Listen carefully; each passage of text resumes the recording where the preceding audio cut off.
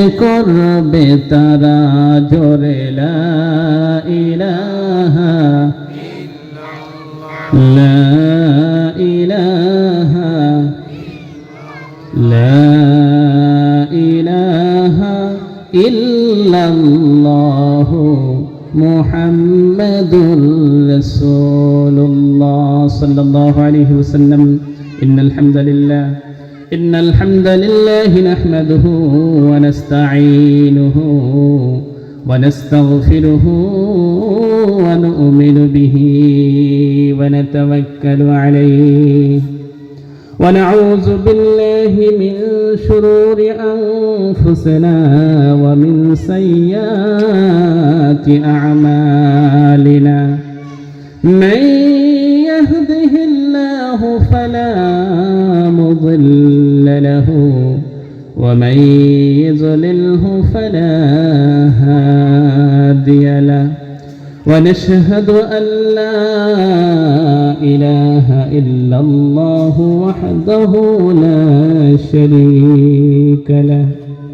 ونشهد أن سيدنا ومولانا محمدا عبده ورسوله الذي أرسل بالحق بشيرا ونذيرا وداعيا إلى الله بإذنه وسراجا وقمرا مبينا.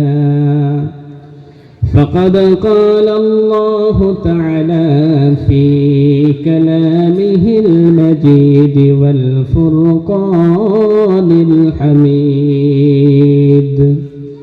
فأعوذ بالله من الشيطان الرجيم. بسم الله الرحمن الرحيم. كيف تكفرون بالله وكنتم أمواتا فأحياكم ثم يميتكم ثم يحييكم ثم إليه ترجعون. وقال الله تعالى في موضع آخر: منها خلقناكم وفيها نعيدكم ومنها نخرجكم تارة أخرى.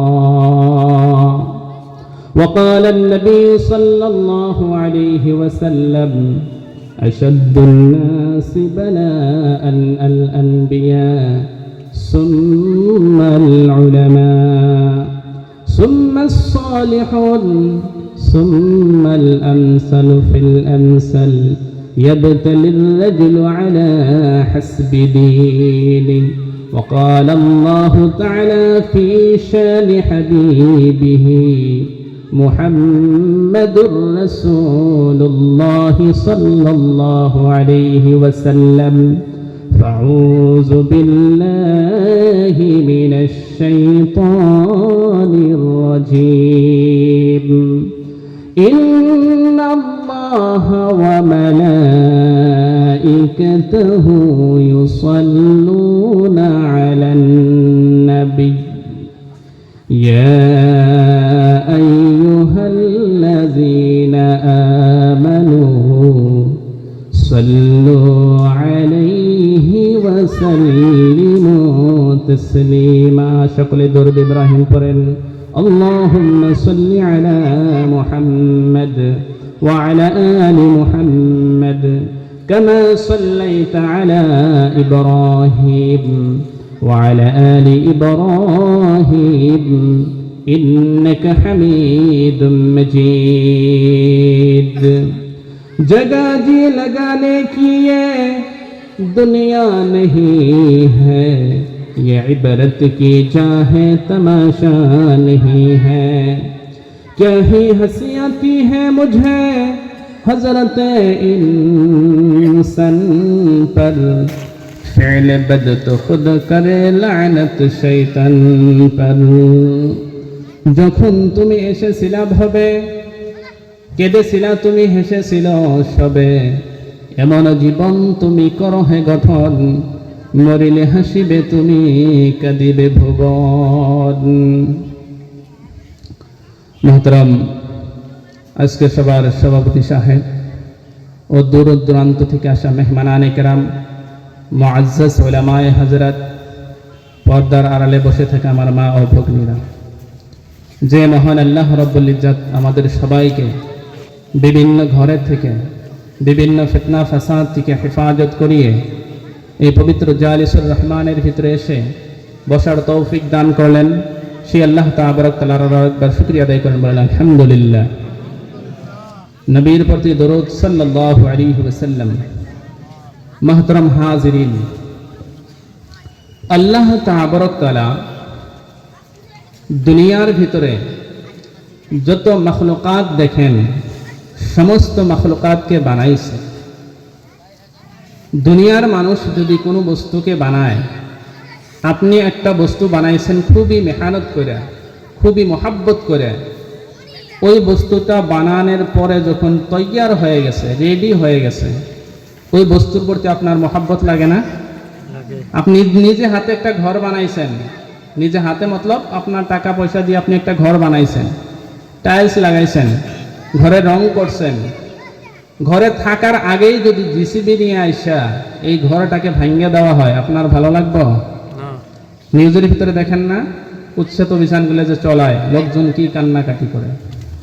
নিজের মহাব্বতের ঘর, নিজের মহাব্বতের সংসার, নিজের মহাব্বতের মাতৃভূমি, নিজের মহাব্বতের ঘর বাড়িকে যখন তছনছ করে দেওয়া হয়, দিলের ভিতরে অটোমেটিক কান্না চলে আসে, কারণ সেটা আপনি মহাব্বত করেন, ভালোবাসেন।